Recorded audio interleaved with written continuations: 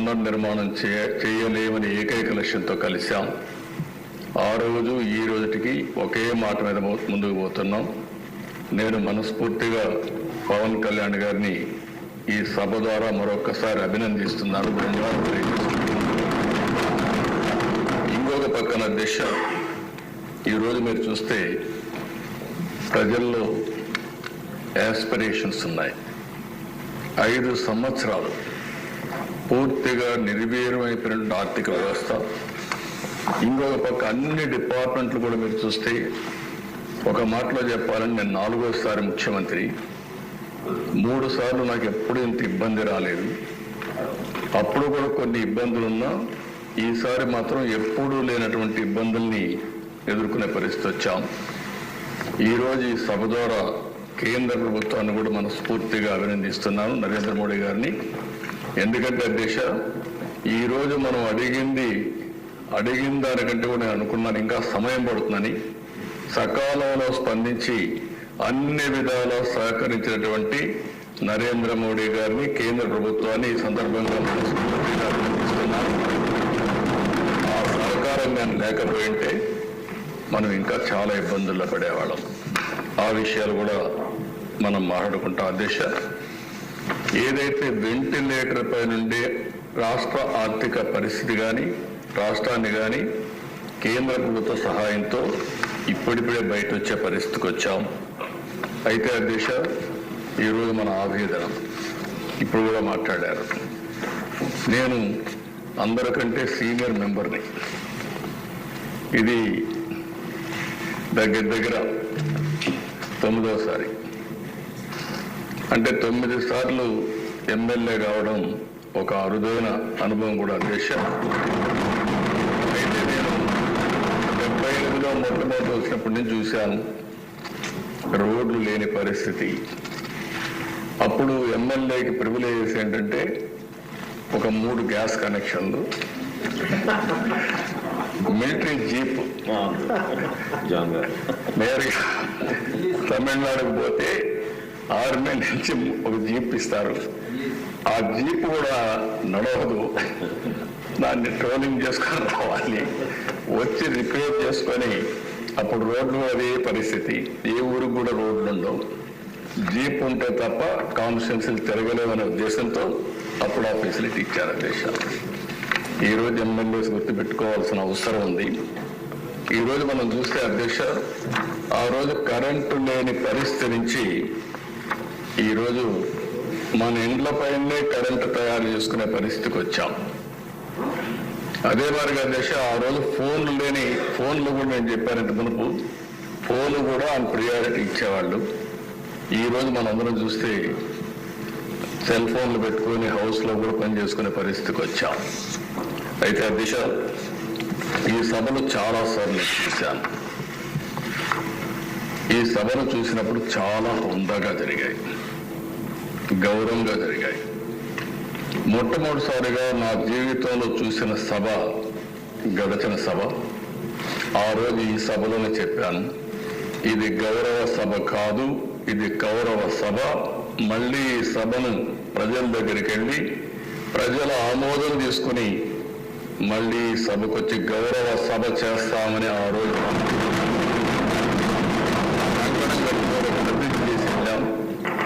అది నిలబెట్టుకొని అసెంబ్లీకి వచ్చాం. కానీ ఈ గౌరవ సభని గౌరవించే సంస్కారం లేని పార్టీ ఈరోజు అసెంబ్లీ కూడా వచ్చే పరిస్థితి లేకుండా పోయింది.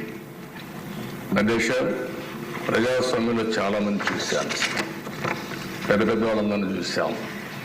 ఎప్పుడు కూడా అసెంబ్లీ అంటే ఒక గౌరవం. అసెంబ్లీ అనేది ప్రజా సమస్యల పరిష్కారం కోసం ఇది ఒక వేదిక, ఒక పవిత్ర దేవాలయం. అలాంటి దేవాలయంలో మనం చూస్తే నిన్న మన పరిస్థితి మనం చూసాం. ఇప్పటికే మన మిత్రులందరూ మాట్లాడారు. నా 41వ సంవత్సరం ఇప్పటివరకు అనుభవాలు చూస్తే 40 ఏళ్లలో నాకు ప్రతిపక్ష హోదా ఇస్తేనే అసెంబ్లీ జరగనిస్తామని ఉంటామని చెప్పిన ఏకైక సందర్భం నిన్నటి రోజు అధ్యక్ష. ఒక మాటలో చెప్పాలంటే అది ఒక చీకటి రోజు అన్న అభిప్రాయం. ప్రజలు 11 మందిని గెలిపించారు. 11 గంటలకు వచ్చారు. 11 గంటల 11 నిమిషాలకు వెళ్ళిపోయారు. అంటే కరెక్ట్గా 11 నిమిషాలు ఉన్నారు. ఆ 11 నిమిషాల్లోనే స్పీకర్ను అవమానించడం, ఇవన్నీ జరిగే పరిస్థితి వచ్చింది. అధ్యక్ష, ఒక్క విషయం గుర్తుపెట్టుకోవాలి. ఇక్కడుండే మనం కానీ ప్రజలకు కానీ విజ్ఞప్తి చేయాల్సిన అవసరం ఉంది. వివిధ రాజకీయ పార్టీలు ఉంటాయి. హామీలు ఇస్తాం. హామీలు ఇచ్చిన తర్వాత ప్రజలు ఎన్నుకుంటారు. ప్రజలు ఎన్నుకుంటే లోపలికి వస్తాం. ఈరోజు ఏ నాయకుడైనా సరే ముఖ్యమంత్రిగా ఉండి కూడా ఓడిపోయిన సందర్భాలు. నిన్న మీరు చూస్తే ఢిల్లీలో కేజ్రీవాల్ ఆయన ఎమ్మెల్యే గెలవలేదు. ఎమ్మెల్యే గెలవకుండా నాకు ప్రతిపక్ష హోదా ఇవ్వాల్సిందే అని డిమాండ్ చేస్తే, లేకుంటే నేను అసెంబ్లీకి వస్తానంటే ప్రజాస్వామ్యం ఏ విధంగా ఒప్పుకుంటుంది దిశ? దేశంలో ఎక్కడా జరగలేదు ఇలాంటి విషయాలు. నేను 96లో ముఖ్యమంత్రిగా ఉన్నాను, 95లో ముఖ్యమంత్రిగా ఉన్నాం.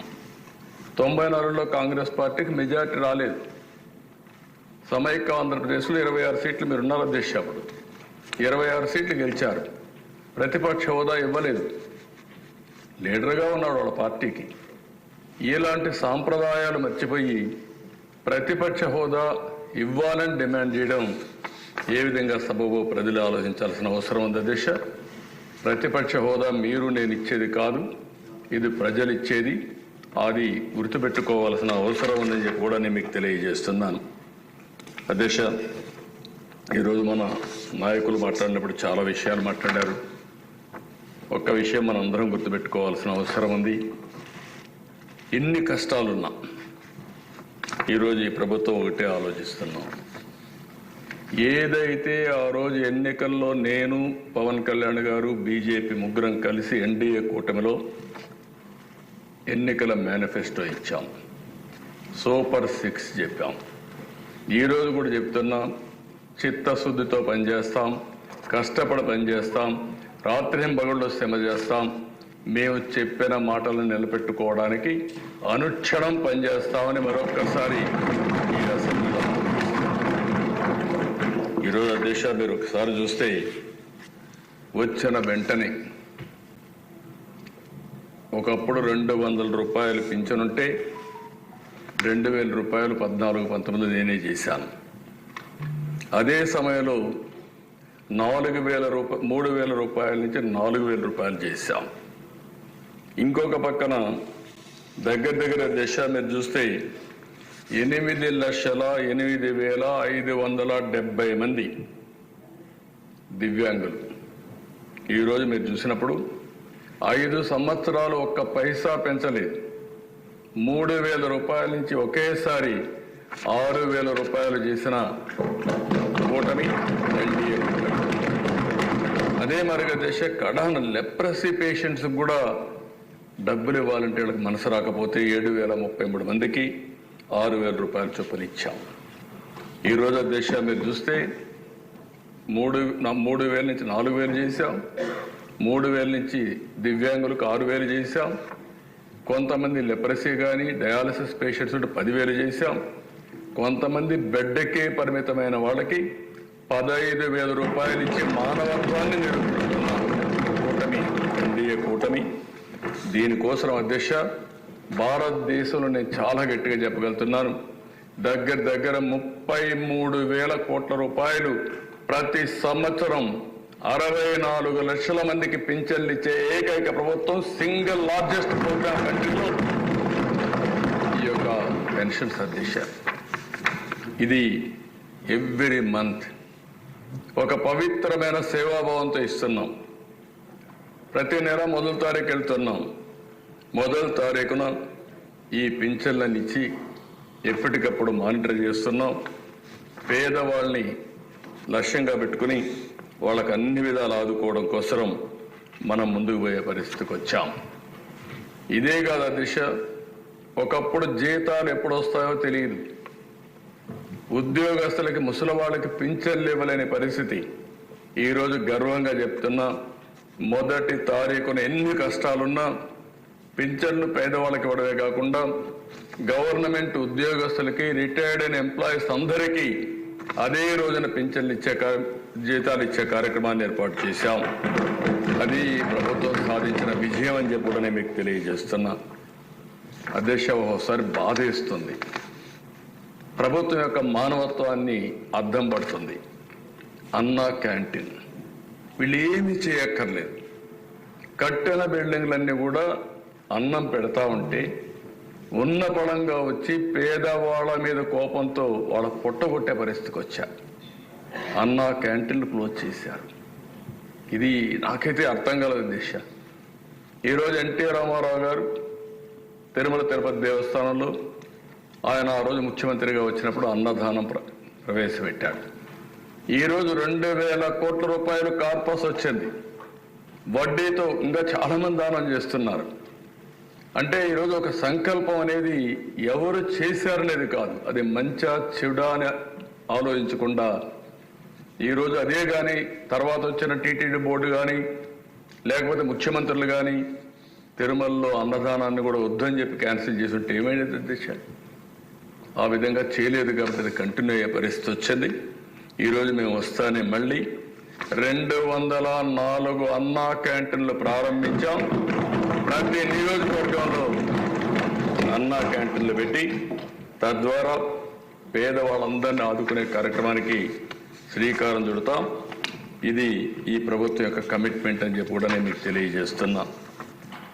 అదే మరిగా దిశ, ఈరోజు మనం ఒకసారి చూస్తే ఈరోజు దీపం కార్యక్రమం పేదవాళ్ళ కోసం ఏదైతే ఎన్నికల మేనిఫెస్టోలో మేము చాలా స్పష్టంగా చెప్పాం, దాని ప్రకారం ఈరోజు 3 ఉచిత గ్యాస్ సిలిండర్లు ఇస్తామని హామీ ఇచ్చాం. ఇప్పటికే 1 రిలీజ్ చేశాం, 3 కూడా ఇచ్చేదానికి సిద్ధపడ్డాం. ఈరోజు మీరు చూస్తే 48 అవర్స్లో వాళ్ళు కట్టిన తర్వాత తిరిగి వాళ్ళకి డబ్బులన్నీ కూడా రీపే చేస్తున్నాం. ఈ ఒక్క ప్రోగ్రాంలో 2,684 కోట్ల రూపాయలు ఖర్చు అవుతుంది. ఇప్పటికే 1 కోటి మంది రిజిస్ట్రేషన్ చేసుకున్నారు. 80 లక్షల మందికి ఇచ్చాం. 686 కోట్ల రూపాయలు ఈ కార్యక్రమం కింద 93 లక్షల మందికి ఇప్పుడు లేటెస్ట్ మనోహర్ గారు చెప్పినట్టు 93 లక్షలకి ఇచ్చాం. దీనికి ఎప్పటికప్పుడు ఎవ్వరికి ఇబ్బంది లేకుండా ఇచ్చే కార్యక్రమాన్ని తీసుకుంటాం. దీపం పెట్టింది నేను మొట్టమొదటిసారి ముఖ్యమంత్రిగా వచ్చినప్పుడు పెట్టాం అధ్యక్ష, సమైక్య ఆంధ్రప్రదేశ్లో. ఈరోజు మళ్ళీ గర్వంగా ఫీల్ అవుతున్నాం. ఆడబిడ్డలు ఎవ్వరికీ ఇబ్బంది లేకుండా వంట గ్యాస్ ఉచితంగా ఇచ్చే కార్యక్రమానికి ఎన్డీఏ శ్రీకారం చుట్టాం. ఇది ఒక పెద్ద అచీవ్మెంట్ అని చెప్పి మీకు తెలియజేస్తున్నా. ఇదే కదా దిశ. ఈరోజు ఈ సభ ద్వారా నేను ఒకటే హామీ ఇస్తున్నా, తొందరలోనే ఇప్పటికీ డిఎస్సి అనౌన్స్ చేశాం, దానికి కూడా శ్రీకారం చుడతాం. రాబోయే సంవత్సరం 16,384 ఉద్యోగాలు ఏవైతే చెప్పామో రిక్రూట్ చేసి ట్రైన్ చేసి పోస్టింగ్స్ ఇచ్చి పాఠశాలలు ఓపెన్ చేస్తామని చెప్పి కూడా నిరుద్యోగులందరికీ హామీ ఇస్తున్నాం. దానికి కూడా శ్రీకారం చుడుతున్నాం. ఇది కాకుండా దిశ ఇబ్బందులు ఎన్నున్నా ఇచ్చిన హామీలు నిలబెట్టుకుంటామని చెప్పాం. మే నెలలో తల్లికి వందనం, ఎంతమంది పిల్లలున్నా అంతమందికి డబ్బులు ఇచ్చే కార్యక్రమానికి శ్రీకారం చుడతాం. ఆ కార్యక్రమాన్ని కూడా ముందుకు తీసుకెళ్తాం. ఇంకో పక్కన రైతు భరోసా ఏదైతే చెప్పామో next installment government of India ఇస్తుంది. దాంతో జమ చేసి 3 ఇన్స్టాల్మెంట్స్లో ప్రతి ఒక్క రైతుకు కూడా రైతు భరోసా కింద 20,000 చెప్పాం. దాన్ని ఫుల్ఫిల్ చేస్తామని చెప్పి కూడా నేను మీకు తెలియజేసుకుంటాను. గవర్నమెంట్ ఆఫ్ ఇండియా 6,000 ఇస్తారు, మనం 14,000 ఇస్తాం. 2 మ్యాచ్ చేసి 20,000 ఇచ్చే కార్యక్రమానికి ముందుకు పోతాం. ఇది కాకుండా దేశ మత్స్యకారులు 20,000 రూపాయలు ఇస్తా ఉన్నాం. వాళ్ళు కూడా చేపలు వేటకు పోలేని పరిస్థితి ఉంటుంది. ప్రతి సంవత్సరం హాలిడే ఇస్తాం. ఆ హాలిడే సమయం ముందుగానే వాళ్ళకి ఇవ్వాల్సిన 20,000 కూడా వాళ్ళకి ఆర్థిక సహాయం చేసి వాళ్ళను కూడా ఆదుకుంటామని చెప్పి ఈ సభ ద్వారా తెలియజేస్తున్నా. ఈ 1-2 కాదు దిశ, నేను ఒకటే హామీ ఇస్తున్నా. మళ్ళీ నేను ఆ విషయాలు కూడా రీఅఫర్మ్ చేస్తాను.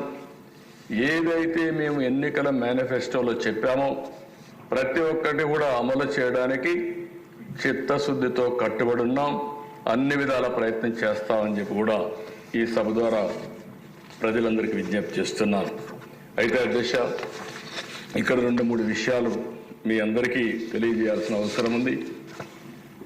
గడిచిన 5 సంవత్సరాలు ఏం జరిగిందో ఒక్కసారి మీరు ఆలోచిస్తే నేను 4-5 స్లైడ్స్ చూపిస్తాను.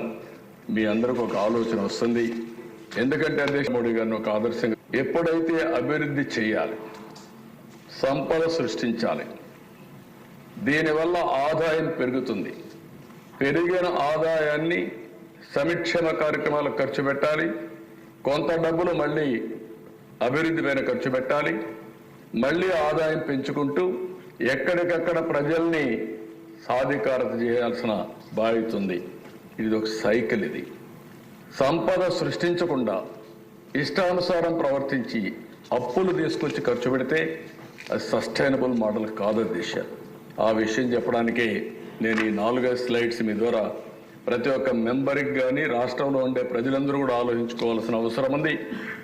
అభివృద్ధి జరిగితే ఏం జరుగుతుంది, సుపరిపాలన ఉంటే ఏ విధంగా ఉంటుంది, అభివృద్ధి జరగకపోతే ఎలాంటి ఇబ్బందులు వస్తాయో మన రాష్ట్రం 5 సంవత్సరాలకు ఉదాహరణ. ఆ విషయమే నేను ఒకసారి ఎక్స్ప్లెయిన్ చేస్తాను అధ్యక్ష. నెక్స్ట్ ఆ స్లైడ్స్ అండి. ఇది ఒకసారి చూస్తే అధ్యక్ష 18-19 11.4% growth rate, 19-20 5.25% growth rate, double సగానికి తగ్గిపోయే పరిస్థితి వచ్చింది. అదేవిధంగా దేశ మీరు చూసిన తర్వాత 18-19లో 8,74,000 కోట్ల రూపాయలు జిఎస్టిపి. అది 19కి వచ్చేందుకు 9,26,000 కోట్ల రూపాయలు జిఎస్టిపి పెరిగింది 19-20కి. దీనివల్ల దేశ అదే కానీ 11.14% గ్రో అయింటది కంటిన్యూ అయి ఉంటే 9,71,000 జిఎస్టిపి వచ్చేది. అంటే ఒక్క సంవత్సరం 45,000 కోట్ల రూపాయలు జిఎస్టిపి తగ్గే పరిస్థితి వచ్చింది. ఇది సంపద సృష్టించడం అనేది. రెండో ఎగ్జాంపుల్ అధ్యక్ష 23-24 వైఎస్ఆర్ కాంగ్రెస్ పార్టీ పరిపాలన 8.6% గ్రోత్. అదే సమయంలో 24-25 ఎన్డీఏ ప్రభుత్వం మొదటి సంవత్సరం 3 నెలలు మేము లేకపోయినా 12.94% గ్రోత్ వచ్చింది.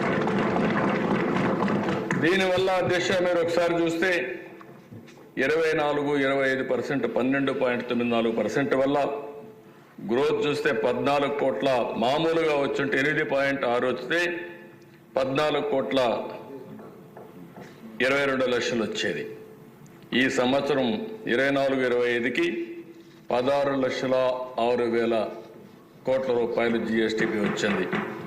ఈ రెండు చూసుకుంటే దేశ అదే కానీ వైఎస్ఆర్ కాంగ్రెస్ పార్టీ ఉండి 8.6 వచ్చుంటే 15,44,00,000 వచ్చేది. 15,44,000 కోట్లు వచ్చేది. అంటే ఒక సంవత్సరం వైఎస్ఆర్ కాంగ్రెస్ పార్టీకి ఎన్డీఏ ప్రభుత్వానికి వ్యత్యాసం చూస్తే 62,000 కోట్ల రూపాయలు అదనంగా జిఎస్టిపి సాధించే పరిస్థితికి వచ్చారు. అంటే సంపద ఎప్పుడు వస్తుందో దిశ ఆ రోజు ఆదాయం పెరుగుతుంది, ప్రభుత్వానికి ఆదాయం పెరుగుతుంది, ప్రజల దగ్గర తలసరి ఆదాయం పెరుగుతుంది, వాళ్ళకు పర్చేసింగ్ కెపాసిటీ వచ్చే పరిస్థితికి వస్తుంది. Next slide. ఈ స్లైడ్ మీరు చూస్తే అధ్యక్ష 14-15 నుంచి 18-19 వరకు 5 సంవత్సరాలు తెలుగుదేశం పార్టీ హయాంలో 13.5% గ్రోత్ రేట్. అదే వైఎస్ఆర్ కాంగ్రెస్ పార్టీని చూస్తే 10.32% వచ్చి తగ్గిపోయింది. దీనివల్ల ఏం జరిగిందని నెక్స్ట్ స్లైడ్కి వెళ్తే అధ్యక్ష మీరు ఇయర్ వారీగా వేసాం. ఈ లెక్కలన్నీ మనం ఎక్కడికక్కడ డిపార్ట్మెంట్ పంపిస్తే గవర్నమెంట్ ఆఫ్ ఇండియా దీన్ని కన్ఫర్మ్ చేసే పరిస్థితికి వస్తారు. అధ్యక్ష ఇక్కడ చూస్తే ఈ సినారియోలో తెలుగుదేశం పార్టీ అధికారంలో ఉండుంటే 13.5% గ్రోత్ రేట్ వచ్చినా ఈరోజు మీరు చూసినప్పుడు కింద చూస్తే యాక్చువల్గా గ్రోత్ అయింది ఆ రోజు 23-24కి 14,22,000 కోట్లు. అదే కానీ 13.5% గ్రో అయితే నెక్స్ట్ మీరు చూస్తే 16,46,000 కోట్ల రూపాయలు గ్రోత్ వచ్చేది. దీనివల్ల డిఫరెన్స్ 5 సంవత్సరాల్లో 2,24,000 కోట్ల రూపాయలు డిఫరెన్స్. అంటే 5 సంవత్సరాల్లో కలిస్తే 7,24,000 కోట్ల రూపాయలు అదనంగా జీఎస్టీపీ వచ్చిండేది. దీనివల్ల అధ్యక్ష మీరు ఒకసారి చూస్తే రాష్ట్రానికి 76,195 కోట్ల రూపాయలు అదనంగా ఆదాయం వచ్చేది. ఈ 76,000 కోట్లు వచ్చుంటే సంక్షేమ కార్యక్రమాలు కానీ తిరిగి అప్పులు చేసే కార్యక్రమం లేకుండా చేసేదానికి అవకాశం వస్తుంది. అదే అధ్యక్ష తెలుగుదేశం పార్టీ ప్లాన్ చేసింది 15% గ్రోత్ అనుకున్నాం. ఈ సంవత్సరం మళ్ళీ 12.94% గ్రోత్ వచ్చింది. రాబోయే సంవత్సరం నుంచి 15% సాధించాలనుకుంటున్నాం. అది కానీ మనం చేసుంటే అధ్యక్ష ఈరోజు ఇంకా 94,856 కోట్ల రూపాయలు అదనంగా జీఎస్టీపీ వచ్చేది. అంటే ఎందుకు చెప్తున్నానంటే అధ్యక్ష ఇవన్నీ మనం దీనివల్ల ప్రభావం ఏంటంటే నెక్స్ట్ స్లైడ్లో మీరు చూస్తే పర్ క్యాపిటా ఇన్కంలో మీరు చూస్తే మామూలుగా వచ్చుంటే కానీ వీళ్ళు వచ్చిన తర్వాత చూసినప్పుడు 13.5%తో మనం గ్రో అయింటే 41,706 కోట్ల రూపాయలు అదనంగా ప్రతి సంవత్సరం తలసరి ఆదాయం పెరిగేది. ఈరోజు మనం 10,000 15,000 ఇవ్వడం కాదు, ప్రజల ఆదాయం పెంచాలి. అదే మరి ప్రభుత్వం యొక్క వనరులు పెంచాలి. ఇది పెంచుంటే ఇలాంటి పరిస్థితి వచ్చేది కాదు. అదే కానీ 15% పెరిగితే అదనంగా 60,000 కోట్ల రూపాయల ఆదాయం వచ్చేది. కానీ అధ్యక్ష ఇవన్నీ చేయని దాని వల్ల ఈరోజు ఏం జరిగిందని ఒక్కసారి చూస్తే నెక్స్ట్ స్లైడ్, రాష్ట్రం అప్పుల పాలైంది. 18-19 మార్చికి 3,75,295 కోట్ల రూపాయలు అప్పుంటే 12 జూన్ 2024కి 9,74,556 కోట్ల రూపాయలు అప్పు చేసే పరిస్థితికి వచ్చారు.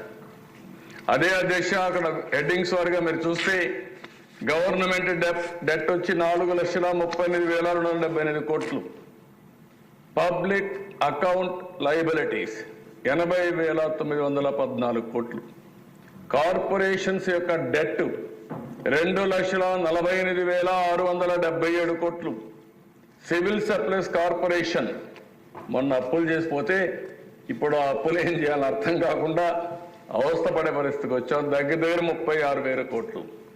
పవర్ సెక్టర్లో డ్యూస్ అవన్నీ చూస్తే 34,267 కోట్లు. అవుట్ స్టాండింగ్ డ్యూస్ ఏజెన్సీస్ అన్ని కాంట్రాక్టర్లకి అన్ని దగ్గర అప్పులు పెట్టేస్తే 1,13,244 కోట్లు. ఎంప్లాయీస్ వాళ్ళ యొక్క ప్రావిడెంట్ ఫండ్ కూడా ఉపయోగించేశారు 21,980 కోట్లు. Non contribution to sinking fund all these things చూస్తే 1,196. మొత్తం చూసినప్పుడు దేశ 9,74,556 కోట్ల రూపాయలు అప్పులు పెట్టెళ్ళారు. కడాన నేను ఎప్పుడు కూడా ఏ ప్రభుత్వాన్ని కూడా ఇలాంటి ప్రభుత్వాన్ని చూడలేదు. కానీ కడాన దేశ సెంట్రల్ గవర్నమెంట్ వేరియస్ స్కీమ్స్ ఇస్తారు, సెంట్రల్ స్పాన్సర్ స్కీమ్స్ ఉంటాయి. ఏ ప్రభుత్వం అయినా తెలివైన ప్రభుత్వం అవి కూడా సింక్రనైజ్ చేసుకొని సమర్థవంతంగా ఉపయోగిస్తాం. 93 ప్రోగ్రాములు ఉంటే 93 ప్రోగ్రాములు కూడా డిఫంక్ట్ అయిపోయినాయి.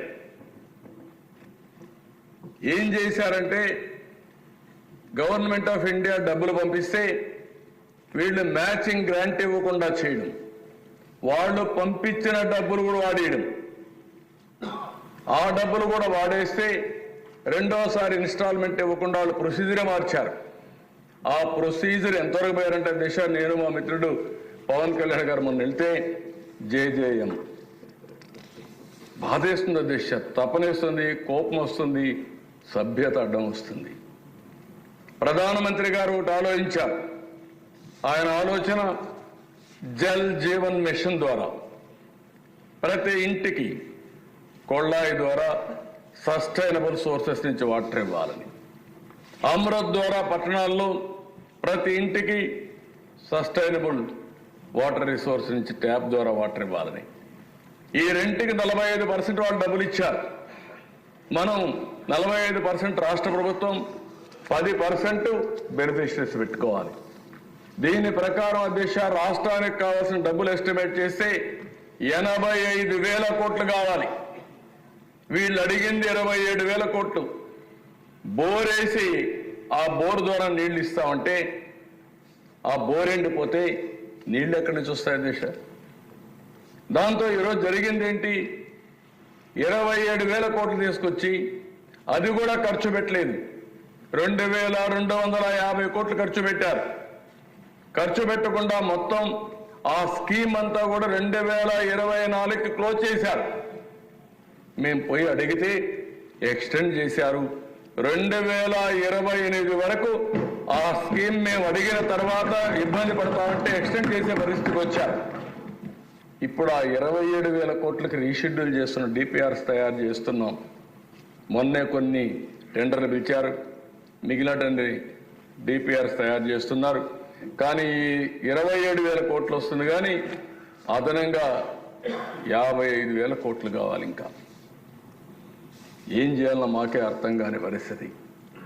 ఇది మళ్ళా క్యాబినెట్ ఇవి ప్రధానమంత్రి గారు ఏంటంటే చాలా స్పష్టంగా ఇంతవరకే చేస్తామంటే మేము ఎన్డీఏ ప్రామిస్ చేశాం, ప్రతి ఇంటికి ట్యాప్ ద్వారా నీళ్లు ఇస్తామని చెప్పాం. మీరు కూడా ఎన్నికల్లో చెప్పారు.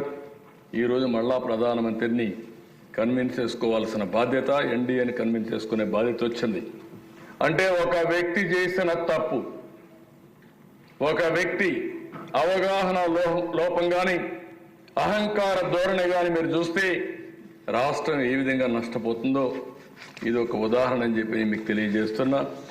ఇలాంటివి 1-2 కాదు అధ్యక్ష, కోకొల్లలు ఉన్నాయి. అయితే అధ్యక్ష నేను ఇవన్నీ మాట్లాడడం కాదు, మేము చాలా స్పష్టంగా ఒక విజన్ డాక్యుమెంట్ తయారు చేశాం.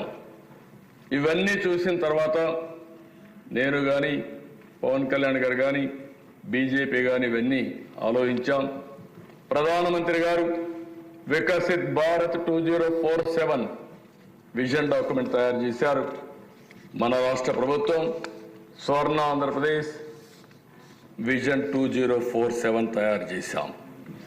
ఇందులో మీరు చూస్తే అధ్యక్ష నేనేదో 2047 గురించి మాట్లాడడం లేదు.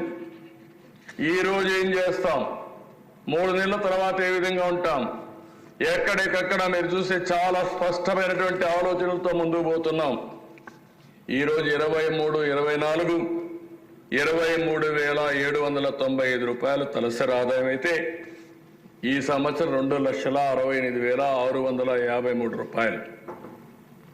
అదే మరిగా మీరు చూస్తే ఈరోజు మనకు ఉండే డబ్బులు 1,60,610 కోట్లు అభివృద్ధికి సంక్షేమానికి రాష్ట్ర వనరుల్ని మనం జనరేట్ చేసుకునే పరిస్థితి వచ్చింది. దీనివల్ల 18,400 కోట్ల రూపాయలు అదనంగా రిసోర్సెస్ మన దగ్గర ఉంటాయి ఖర్చు పెట్టడానికి డెవలప్మెంట్కి. ఇటుకి ఇది మీరు చూసినప్పుడు 25-26 ఈ సంవత్సరం 16,06,000 కోట్ల రూపాయలు జిఎస్టిపి వస్తే నెక్స్ట్ ఇయర్కి 18,47,000 కోట్ల రూపాయలు, 3,07,883 రూపాయలు తలసరి ఆదాయం.